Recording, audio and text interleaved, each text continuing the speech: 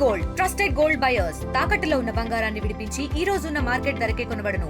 మరిన్ని వివరాలకు సంప్రదించండి 7771077720. నమస్తే, వెల్కమ్ టు ఆర్టీవీ. నేను సచిన్. ఆంధ్ర క్రికెట్ అసోసియేషన్ సంచలన నిర్ణయం తీసుకుంది. తొలిసారి తమ జట్టుకు విదేశీయుడిని హెడ్ కోచ్గా నియమించింది.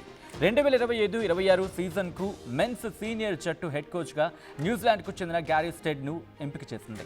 2021లో వరల్డ్ టెస్ట్ ఛాంపియన్షిప్ గెలిచిన న్యూజిలాండ్కు స్టెడ్ హెడ్ కోచ్గా పనిచేశాడు. ఆ ఎడిషన్ ఫైనల్లో భారత్పై న్యూజిలాండ్ గెలుపునకు కృషి చేశాడు.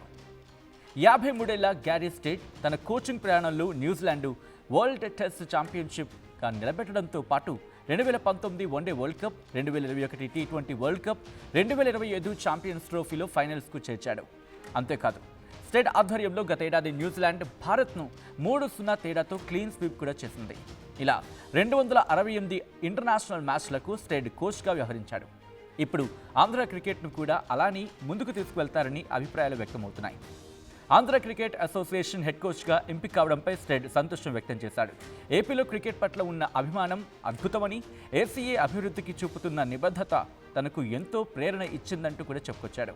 ఏసీఏ ఆటగాళ్లతో కలిసి పనిచేసేందుకు ఎదురు చూస్తున్నానంటూ చెప్పుకొచ్చాడు ఆయన. మొత్తంగా ఏసీఏకు పనిచేయనున్న తొలి విదేశీ కోచ్గా స్టెడ్ రికార్డు సృష్టించాడు. ఆంధ్ర క్రికెట్ అసోసియేషన్ సంచలన నిర్ణయం తీసుకుంది. తొలిసారి తమ జట్టుకు విదేశీయుడిని హెడ్ కోచ్గా నియమించింది. 2025-26 సీజన్కు మెన్స్ సీనియర్ జట్టు హెడ్ కోచ్గా న్యూజిలాండ్కు చెందిన గ్యారీ స్టెడ్ను ఎంపిక చేసింది.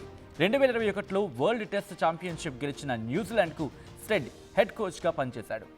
ఆ ఎడిషన్ ఫైనల్లో భారత్పై న్యూజిలాండ్ గెలుపునకు కృషి చేశాడు.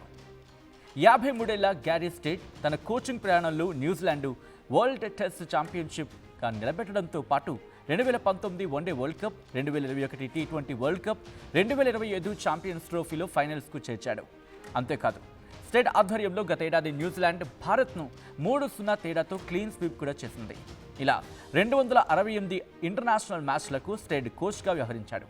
ఇప్పుడు ఆంధ్ర క్రికెట్ను కూడా అలానే ముందుకు తీసుకువెళ్తారని అభిప్రాయాలు వ్యక్తమవుతున్నాయి. ఆంధ్ర క్రికెట్ అసోసియేషన్ హెడ్ కోచ్గా ఎంపిక కావడంపై స్టెడ్ సంతోషం వ్యక్తం చేశాడు.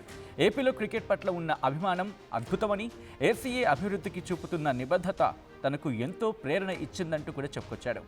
ఏసీఏ ఆటగాళ్లతో కలిసి పనిచేసేందుకు ఎదురు చూస్తున్నానంటూ చెప్పుకొచ్చాడు ఆయన. మొత్తంగా ఏసీఏకు పనిచేయనున్న తొలి విదేశీ కోచ్గా స్టెడ్ రికార్డు సృష్టించాడు.